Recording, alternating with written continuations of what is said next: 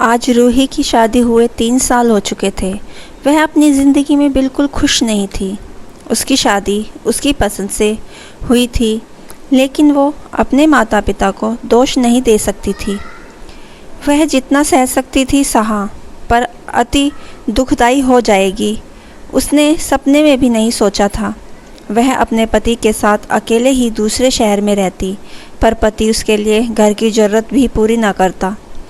घर में घर गृहस्थी के नाम से कुछ नहीं था। वह सोचती थी धीरे धीरे सब ले लेंगे, पर पति उसका प्राइवेट कंपनी में काम करता था। उसकी कमाई इतनी भी कम नहीं थी ज़रूरतें पूरी न कर सके।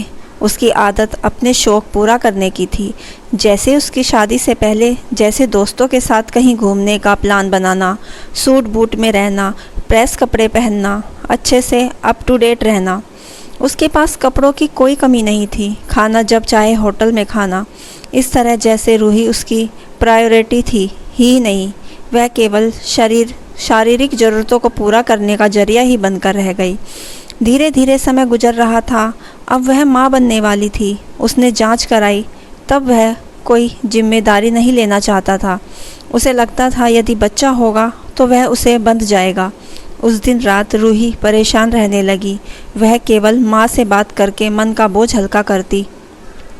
इस बार उसने ठान लिया कि मैं बच्चे को जन्म दूंगी। माँ ने साथ दिया और उससे कहा कि बच्चे का प्यार ही तो तेरे पति को जिम्मेदार पिता बनाएगा। इस तरह मायके में ही उसकी डिलीवरी हुई। आज उसने साहस और धैर्य था, वह माँ के ही कारण था। माँ ने दामाद को फ़ोन किया तो वह खिंचा चला आया। बेटे को देखते ही मन में पिता का प्यार उमड़ आया। फिर वह रूही को अपने साथ ले गया। रूही बहुत खुश थी। आज उसे अकेलापन महसूस नहीं हो रहा था। उसके पति की बातें सच लग रही थी। वह पूरी जिम्मेदारी से उसका और बच्चे का ध्यान रखेगा। पर घर आकर देखा तो उसने कोई व्यवस्था नहीं की, न बच्चे के लिए खिलौने, न उसका बिस्तर, कुछ भी लिए नहीं। इस तरह देखकर उसके पैरों से ज़मीन खिसक गई। नहीं तो वह चाहता तो घर गुब्बारों और फूलों से सजाता, पर कुछ नहीं। अब बच्चे के साथ और भी परेशानी होने लगी। वह न उनका ख्याल रखता, न ही घर को घर समझता। इस तरह फिर समय निकल रहा था, पर पति में कोई बदलाव महसूस नहीं हुआ। फिर माँ से रूही ने अपनी पूरी बात बताई। फिर उसकी माँ रूही को अपने पास ले आई।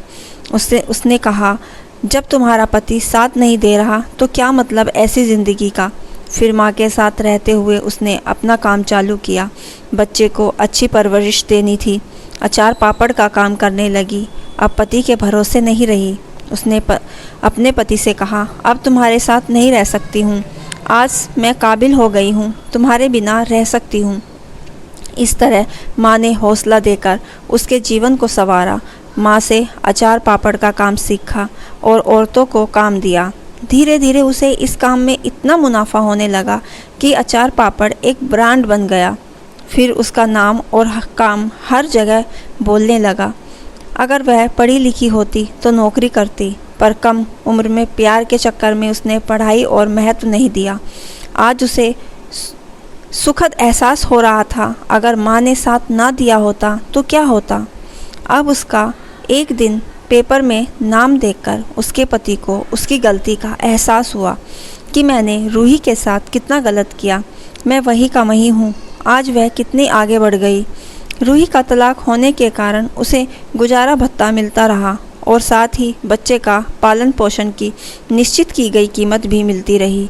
इस तरह रूही आज अपने पैरों पर खड़ी होकर गर्व के साथ कहती है कि मैं जो हूँ वो माँ की बदौलत हूँ।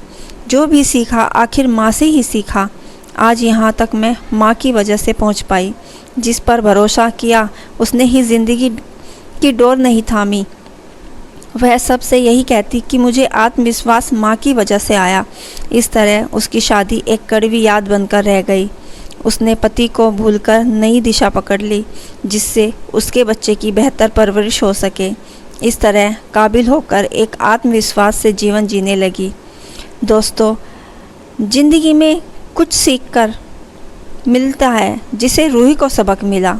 बहुत बार ज़िंदगी ऐसे रंग दिखाती है, सब कुछ बदल जाता है, ज़िंदगी अलग ही मोड़ ले लेती है। दोस्तों, हमारी कहानी कैसी लगी हमें ज़रूर बताइए और हमारे चैनल को सब्सक्राइब करना ना भूलें। धन्यवाद।